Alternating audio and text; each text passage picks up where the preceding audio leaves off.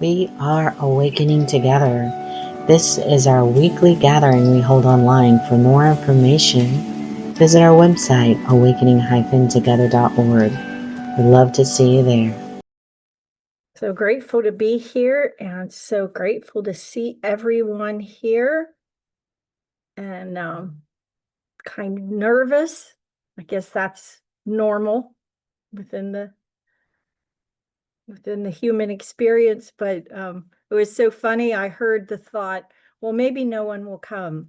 And then I heard the thought, well, they probably won't because you don't have anything to say. So just demonstrating the insanity of the mind, right? But I'm so glad you're here, and I'm glad I'm here too. Welcome, everyone, to our weekly gathering. And I just wanted to give a shout out to Marisol and to Shauna for their help this week and making everything run like there's no effort whatsoever, knowing that lots of time and expertise is happening behind the scenes. So thanks for that. And at this time, I would love to invite everyone to greet each other in the chat, just as if we were in a physical sanctuary and love on each other. And Marisol, will you please play our opening song, We Are Awakening? Gorgeous. Feeling the love. Welcome, everyone. Thank you. So now I'd like to read the purpose of awakening together. We are an assembly of equals joined in common purpose, awakening to one true self. Within an appearance of many faiths, many cultures, and many symbols, we seek to discern one truth and rest in its embrace. And I've selected core value number 1. Although as I was reading our 5 core values, it was very difficult to pick one.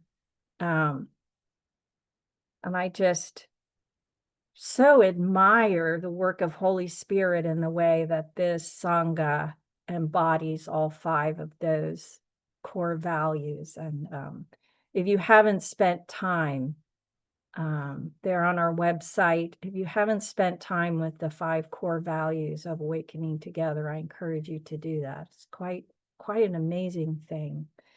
But I was able to finally make a decision with a little help from my friend. Core value number 1, we trust everyone is led by unique inner guidance to one experience called awakening, which is realization of one true self. We live this value by supporting one another on different paths of awakening. And, it's just really struck me over the last year. It's become so very apparent how incredibly unique each path is. And yet it's so, the experience is so shared, isn't it? Yeah, when we talk about what is underneath, it's always the same. Yeah, we can always relate to what the other says, even though we come about it from very different perspectives. It's just really lovely to have all those perspectives all in one place. Okay, so we'd like now to do the announcements, and I have the first one. So next we would like to turn to the devotional part of our gathering, and I'm going to ask Marisol to play a song, but what I'm going to be talking about today is devotion. And I've spent the last year looking at it and being curious about it and letting it teach me. And I had a spiritual aspiration come to me in January. I abide as devotion to beloved, and that completely rocked my world. And so it's been one heck of a year. for a lot of reasons that I'll talk about. But because I'm going to be talking about devotion, I wanted to begin with a song that will get us in the devotional frame of reference here. So Marisol, will you please play the song? Please pray with me. Holy Spirit, I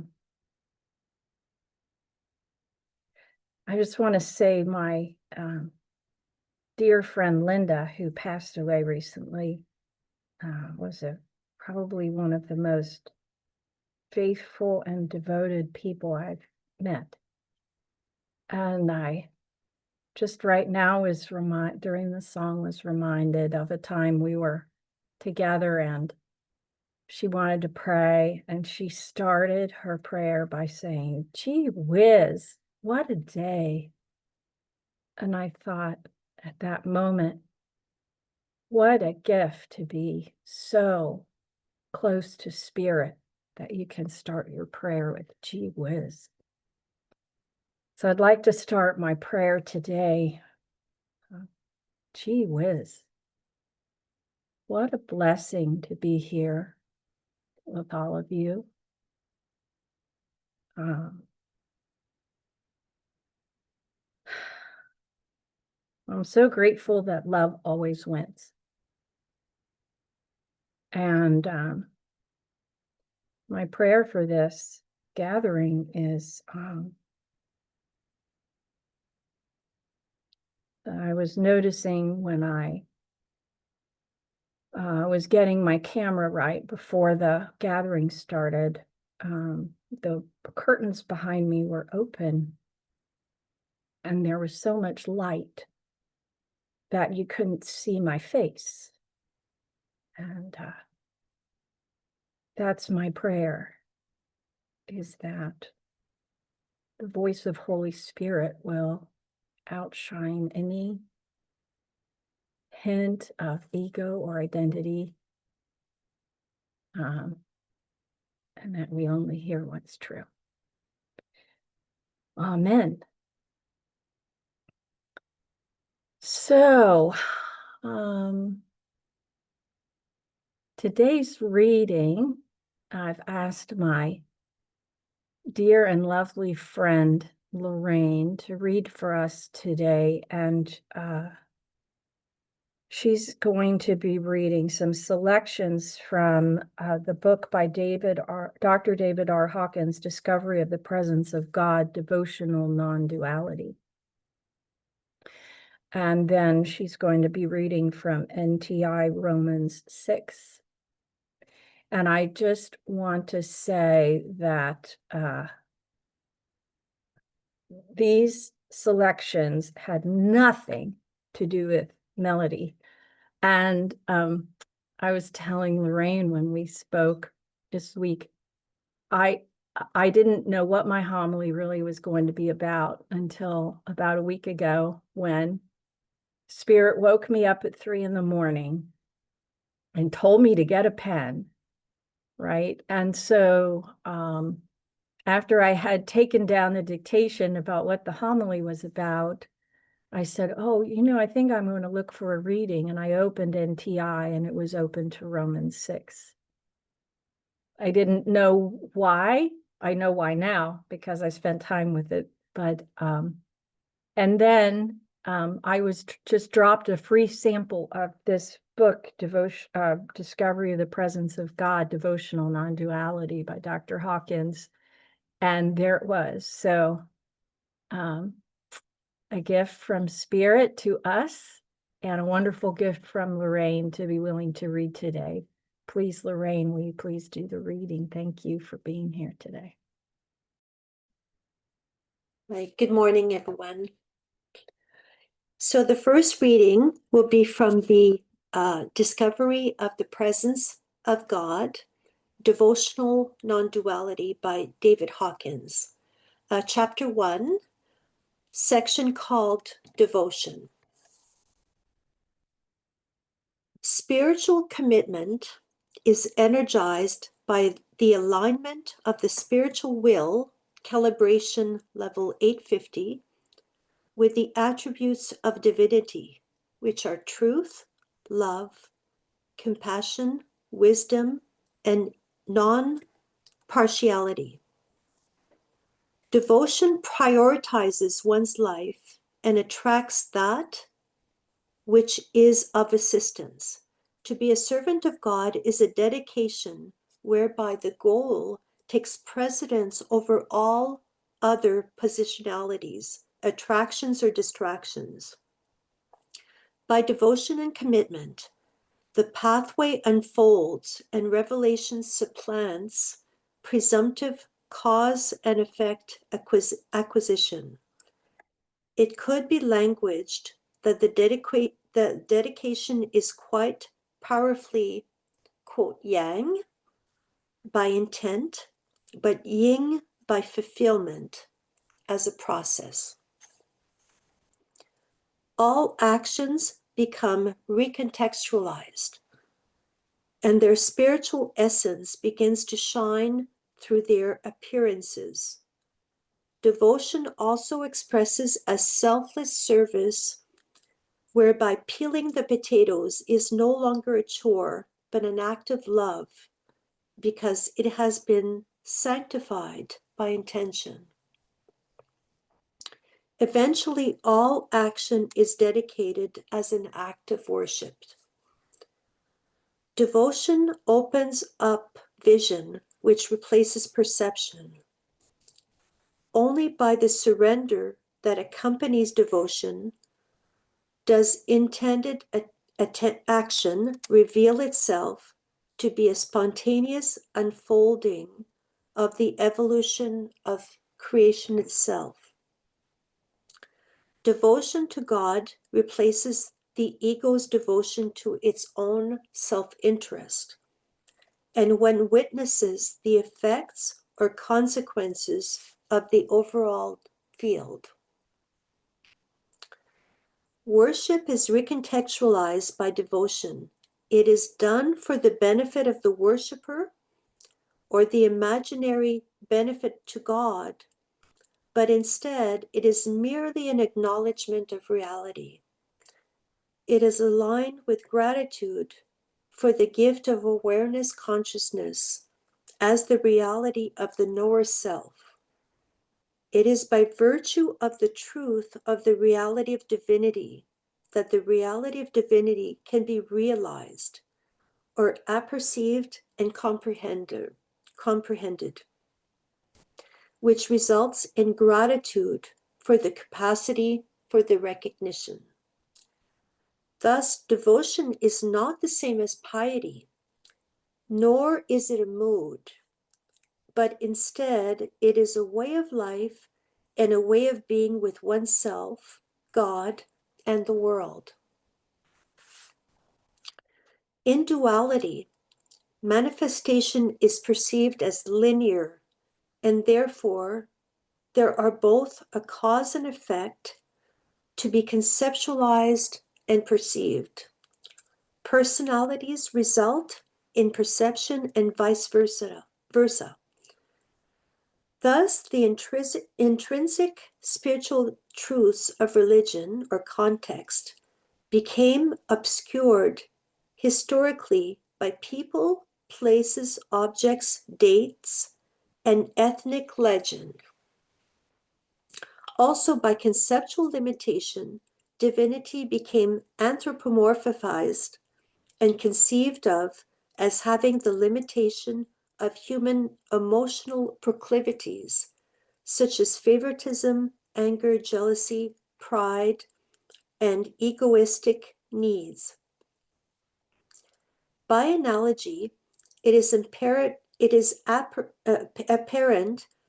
that sunlight and the sky merely are, without partiality or arbitrary preference.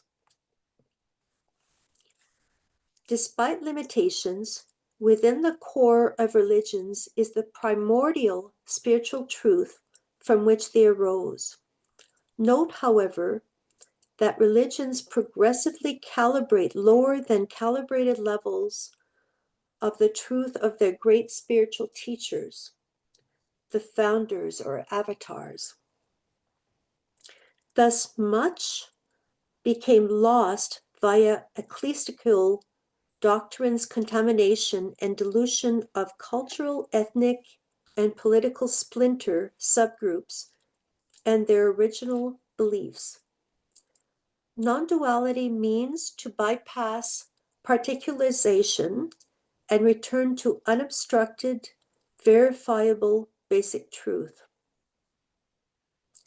Throughout history, all of the great sages have proclaimed the same truths.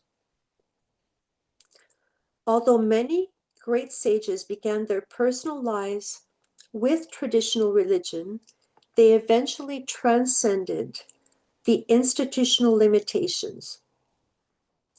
Self-realization resulted in their descriptive categorization or nominalization as mystics, about which there is much misinformation due to the lack of accurate understanding of the condition, which is an inner state. Transcendence by illumination is statistically unusual and therefore frequently baffles comprehension. Over time, however, mysticism became clarified as the inner pathway to the realization of the religious spiritual truths of God as immanent rather than as commonly described religiously as transcendent. Advanced levels of spiritual evolution, however, were traditionally recognized and often designated as sainthood. Non-duality means without form, division, or limitation such as time, locality, or mentalization, including arbitrary linear presumptions. Divinity is, by its innate qualities, omniscience, omnipresence, and omnipotence, and all evolves as a consequence of the unmanifests becoming manifest as evolutionary creation. Divinity emanates as consciousness awareness, which sources creation as its expression, as the emergence of existence. The conditions implied by the term beingness, existence, awareness, or consciousness are without subject or object and devoid of causal qualities. The nonlinear is therefore a field of infinite power by which manifestation emerges as the consequence of potentiality, which itself is an expression of creation. Within that which is perceived is the unseen as the source of all that exists. That concludes the reading from David Hawkins, and I will now go to the reading of NTI, Romans chapter 6.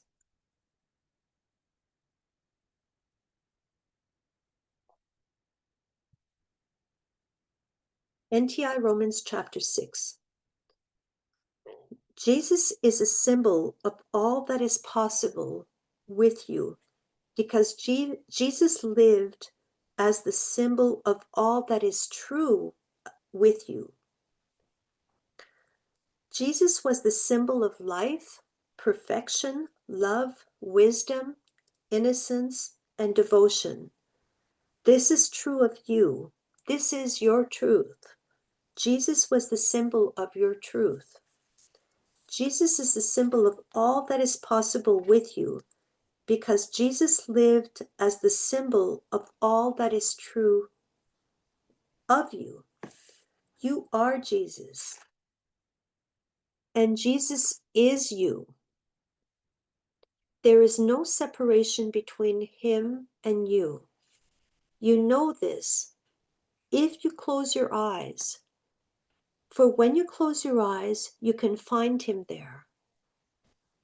He is a part of you, within you. He is a being within your soul. Jesus is a part of you, so that all that he accomplished within you. And that which has been accomplished within you has been accomplished by you, so that it may continue to be accomplished until it has been accomplished in full. The universe is your mind, so that all that has been accomplished by you. And within this universe, the model that rises to the top of your mind is the symbol of the man called Jesus. This is because Jesus represents your true desire. Jesus is the freedom you want to be. Everything else that floats within the universe of the mind is from a past desire and is not a current desire anymore. You may let it go. You may not keep anything you do not want. Focus your eyes on Jesus and know the love in your own heart. This is your truth. This is your heart's desire. In surrendering into this truth, you find your joy. You are not a slave. You are not a victim. Nothing can be given that you do not want. You are free and holy and treasured Son of God. All that you want is yours. And when you look at your brother Jesus, you see what you want. When you look at your brother Jesus, you recognize what is yours. When you look at your brother Jesus, you are not looking outside your mind. You are not seeing the past or looking into the future. When you look at your brother Jesus and you recognize what you want, you are looking in your mind now and seeing him. You are looking into your heart now and recognizing him. You are looking within you now and you are feeling him there, fully accomplished, all that he is living within your mind. You are eternal, as all of eternity is within you. God is eternity, and the extension of God is you. But you have shut off your mind to the eternity that is there. You have looked away and promised to look only at a fragment of your mind. This is why you believe in time. You believe in a fragment that is now, and everything else is not now, but eternity is now. Eternity is in your mind, and you are in the mind of eternity. And Jesus, who shares your mind with you, is the symbol of your recognition that this is true. Close your eyes. Jesus is in your mind. He is nowhere else. You know him and you experience him nowhere else. Jesus is in your mind now. He is part of you. This concludes the readings. Perfect. Thank you, Lorraine. That was absolutely beautiful. And no, Dr. Hawkins is not an easy read. And this one didn't think it was a good idea to include that reading, but it kept coming back. So, so there it is. And Lorraine just did a beautiful job of it. And I can see that the, the accuracy and specificity of his language and his depth of capturing the metaphysics along with the devotional aspect is really just glorious. So I think it was worth it, Lorraine. And you did great. Thank you. Okay, so I want to talk about devotion today. And as I said, I had the spiritual aspiration this year. I abide as devotion to beloved, which it just seemed ridiculous at the time. So in January was my first year of retirement. And yeah, yay me. But right, it was a really tough month or four that took some adjustment. And really what happened was I saw the identity of the working part, right? It was ripped away, like it was torturous, like someone was peeling my skin off, right? I had had this career where I helped people, right? And people that others didn't even want to acknowledge as existing. I was helping them, and I had the joy of knowing them. And I come from this Germanic kind of upbringing where work ethic is utmost, right? And how much you do in a day is the measure of a man. And so it was really, really tough for me. And it threw me into this huge ego storm. I even did a homily on getting through that month. And my schedule was blank. I didn't know what to do. And then I attended the Resolving for Truth retreat, right, where we work on a spiritual aspiration. And there it was on the paper, I abide as devotion to beloved. I didn't know what it meant. It was kind of exciting and sweet at first and felt nice. And then as I really started to live with it, it got really hairy and really scary. And I really didn't feel worthy of it. I didn't feel up to the task. I tried to change it more than once, and it just kept coming back. No, that's it. That's what you're supposed to be doing. There's an action plan, which was very detailed and lengthy, totally not a practical action plan for this one. So that got tweaked and had the help of a mentoring group led by my dear friend Anne Blanchard, where we came together to talk about our spiritual aspiration as an extension of the retreat, which was so helpful in getting some clarity and some deepening of it. So there was a lot of contemplation and praying and journaling and talking, but really I couldn't really tell you much about devotion really until the last few months. I started seeing glimpses of what that means. And not to say I haven't had moments of devotion. I definitely have. I feel devotion. But, I never really have had an object of devotion, right? And I have, like my love language, like music will put me in a devotional mood. Yeah. Nature or beauty and art bring me to devotion, that feeling of devotion. But really, what is that about? And how do I abide as that? What in the world could that be about? Yeah. And I looked outside of myself. The saint that I think of is Anandamayi Ma, who lived a life of devotion, no question, right? And devoted to God. And so, well, I don't know what that's about, and I look at Regina, who has this devotion and, devoted to Jesus, devoted to Ramana.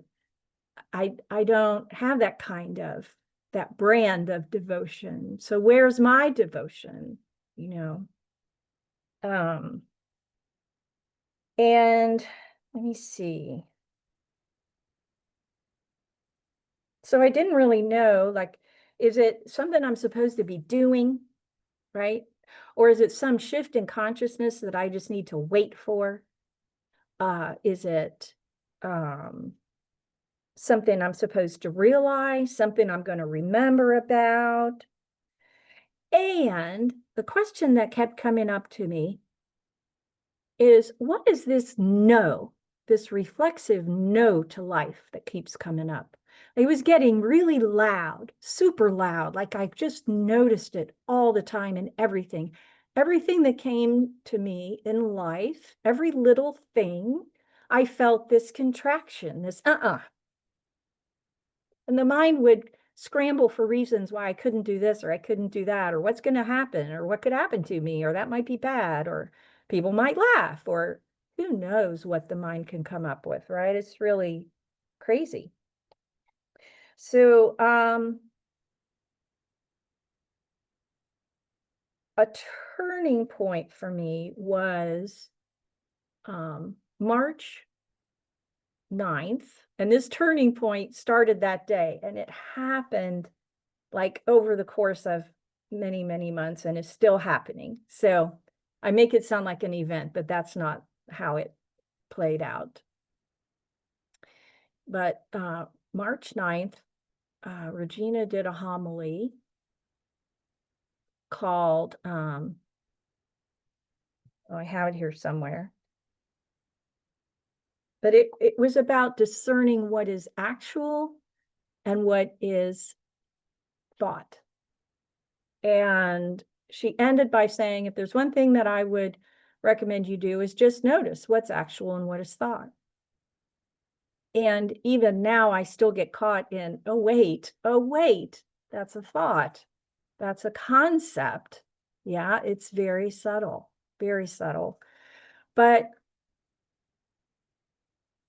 And there were many practices along the way, but I want to talk about this one and another one in particular. So as I was looking, what is really here and what is a thought, right? What is the very beginning of the perception? Where it's kind of like what Anne was saying, I think it was her last homily, right? Where does that meet? Yeah. And where do I meet that? And seeing that without all the layers of thought, without all the layers of concept, without all the layers of conditioning, of judgment, what's here right now is holy. It's all holiness. There's nothing else. There's nothing but light. There's nothing but radiance right now. Right now.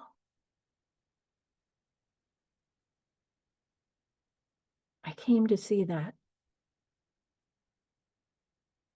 the desire shifting from the mind of wanting to be awakened, of wanting to be a good student, shifted to this open-hearted love for what is, and even deeper below the emotional heart, the spiritual heart, the longing to know, longing to remember, the gnosis of this, right? The gnosis of what is that? And that too. That's me too, right?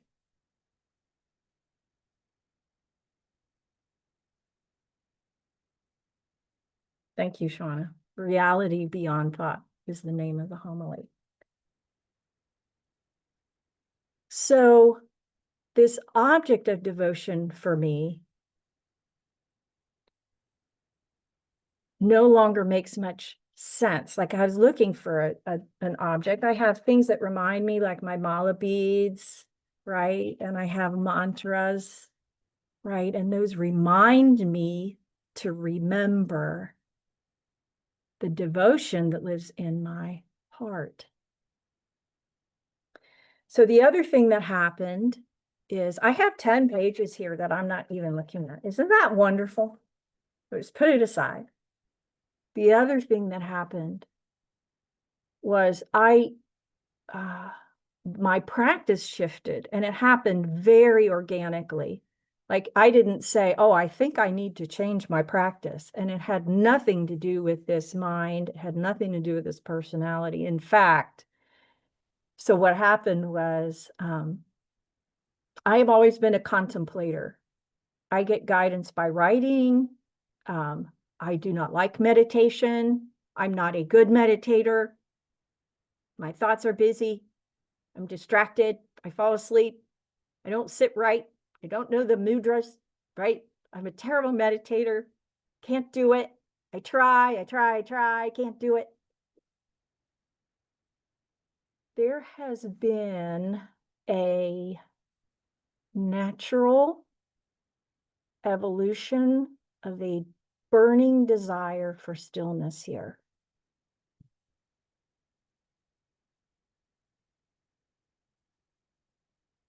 There is a absolute necessity to sit down. And I watch the thoughts, I hear the noises, I notice the breathing, but I just sit in the stillness of the breathing, the stillness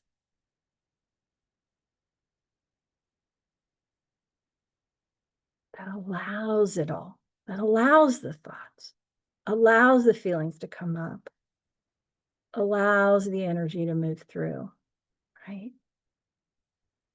And it's new. It's new.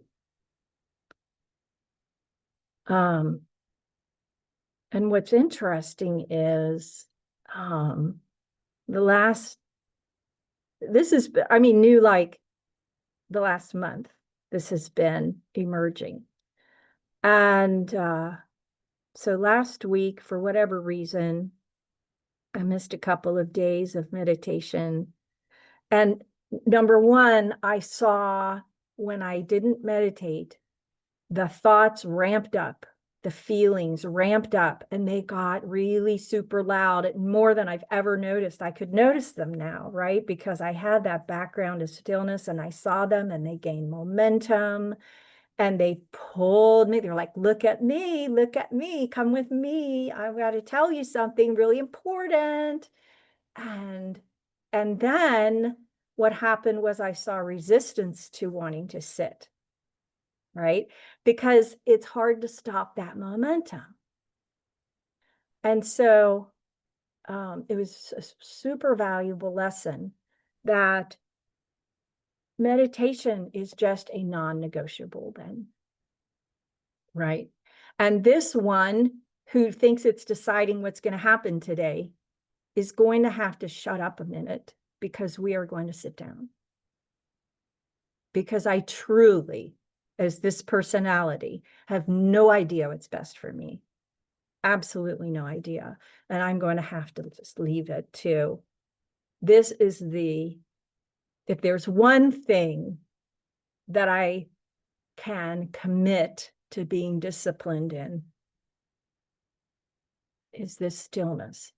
Because I cannot remember who I am when I have someone telling me I'm something else all the time.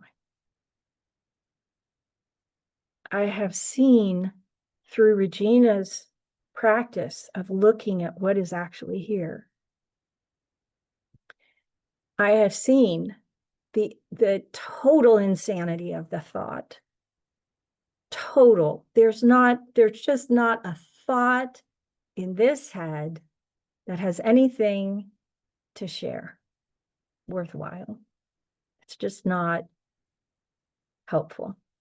You know, all the stories take me further and further and further from truth. And I have no doubt of that now, right?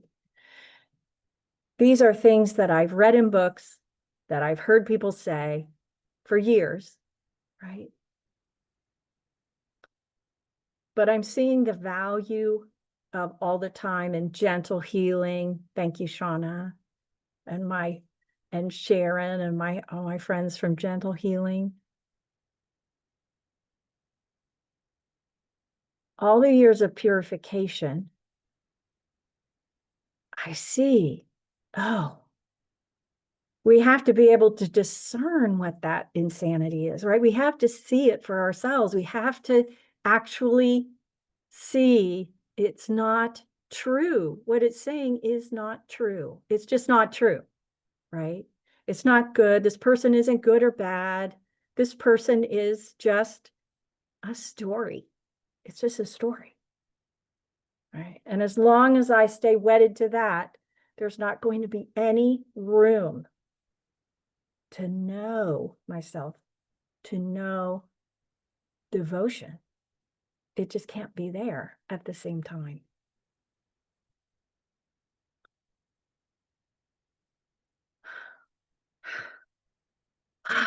Take a breath. Make sure there's nothing else here that was really, oh, I saw a movie a while back. It was called Perfect Sense. And I think I've talked about it here before. It's a 2011 movie with Ewan McGregor and Eva Green. And it is about, there is an epidemic of this virus. And the symptoms of the virus are that you lose first, now this is before COVID, interestingly, you lose your sense of smell and taste, right? And then you seem to get better, but then you have this real manic episode, and then you lose your hearing, you lose your vision. And the crux of the story is, the message is at the end, I forget if it's the man or the woman, but they've become, lovers through the course of this. They're together, both having lost all of their perceptual senses, their physical senses. And he or she is talking about lying together, and all that's left is love. Right. And I got to the end of that movie with this knowing, oh, right, that's what's underneath all of this. That is where we meet. Our self meets itself. It's God meets itself, right? Before perception, before feelings, before thought. It's just right there. Of course, I tell other people about that movie. They're, oh, that's terrifying, right? But it's just a beautiful love story to me. So anyway, because it's a little morbid. Okay, so I think that's probably what I have to say about that. Very grateful for my year of devotion. I do not plan to give it up. Although I may be given a new spiritual aspiration, I don't know.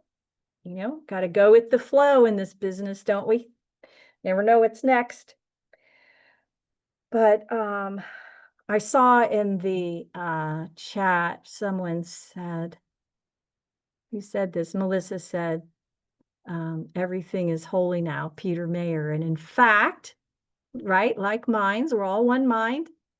That is the song that I've asked Marisol to play now, please.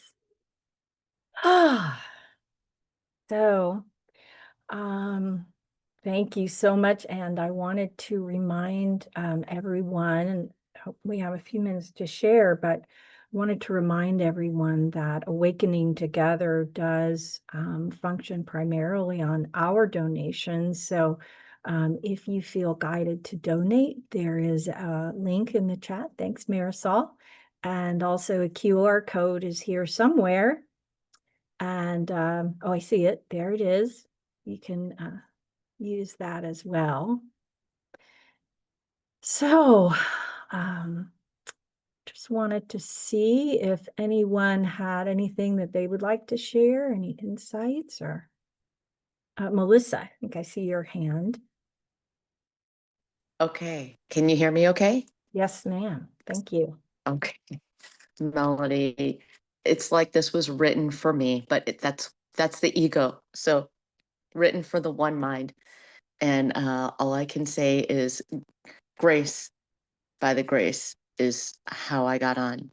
And this is just in time because resistance has been what I've been looking at for the last several weeks, like really intensely.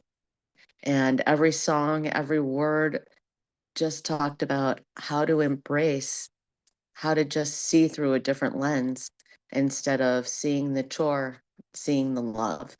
And I noticed a shift in the last couple of days, and it's made the biggest difference, and it's just opened my heart up on a new level to love. And if Rhoda is still in here, I know that she can concur because I shared some struggles with her. I don't know if you're in the room, Rhoda, but thank you for being there for me when you were. And Melody, just thank you so much for this beautiful homily. It really spoke volumes. And thank you to everybody here for your ongoing support. Wow. Thank you, Melissa. Phew, when it cracks open, it just cracks wide open, doesn't it? It's beautiful. Thank you. Anyone else?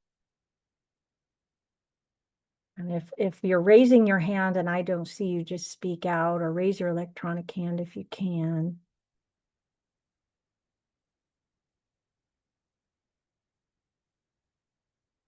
Okay. Dan, please. Hello, my friend. Hi. I happened to watch last night Perfect Sense. Oh my gosh. And it wasn't the first time I've seen it, but it was the first time that it really hit home. As they were losing their senses, there's different senses. It would be preceded by a tantrum, an egoic tantrum, where they would, people would be suddenly extremely angry or go into some panic and fight one another and all these horrific things. And then at the very end, when they had come together after having had a huge argument, they'd come together in this sense of forgiveness. It was the last thing. The sense of forgiveness occurred just before they lost their vision and everything turned black. So it was like moving into the void. And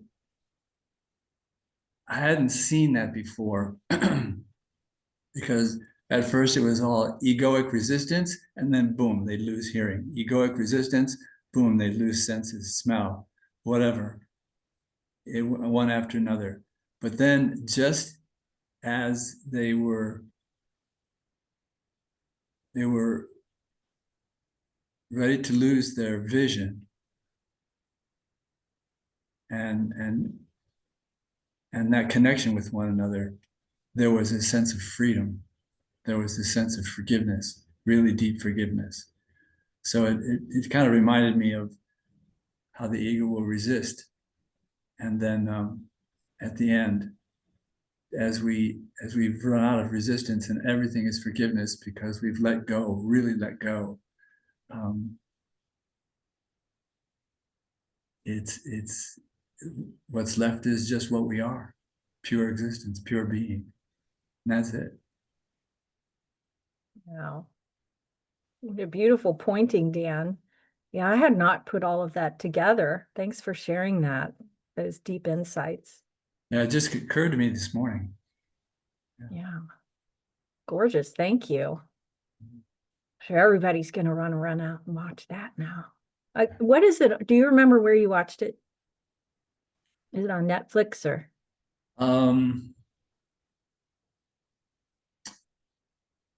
Yeah, I'm not sure because it was presented by Craig. Oh, okay. And there were just a group of us watching it with him. Oh, okay. But, Interesting. Well, IMBD will tell us where it is, but I think it's free somewhere. I think I just saw it on a streaming service. So, Melissa, please. Thanks, Dan. So this is kind of off the wall, but I just had to share it. I don't know why, but Dan, thank you for that. So my husband, who is not on this path necessarily, but has to sit and listen to me, listen to all this and watch me study. Anyway, I love this. But last night, he is absolutely my role model. So last night, I'm like, okay, there are so many bugs in this cabin. There's like this box elder bug that kind of looks like a little pointed head cockroach, and they're just all trying to get in the house all the time, and they're all over the place. They buzz me when I'm in the kitchen making things, and there's still wasps that get in somehow, and I don't know how they're still alive. But last night, I'm like trying to get like the fifth moth out the door, and my husband's like, "Aw, poor guy. He's lost all his friends. He's probably one of the only few left." And I'm like, "Oh my God, Steve, it's just a bug." He's like, "No, he's lost all his friends." And you have to let him just stay and be warm. He's just trying to survive like the rest of us. But that compassion and that acceptance and that love, just, yeah. So I had to share that. Thanks, you guys. A beautiful demonstration of compassion. It's all us, isn't it? All right, everyone. Love you all so much. Deep, deep gratitude for your being here, and have a lovely week.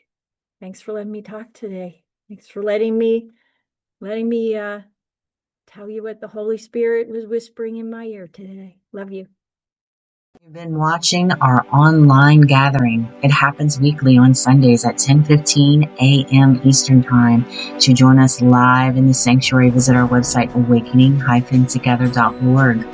You'll want to click on Online Sanctuary in the main menu, and then in the drop-down menu, look for How to Enter the Sanctuary. Right there at the top of the page is a clickable link. We'd love to see you in the sanctuary and join with you in fellowship. Thank you again for watching. Also, please know that if you'd like to stay connected via the Awakening Together channel here on YouTube, you can subscribe and hit the bell for more notifications. We hope to see you in the sanctuary.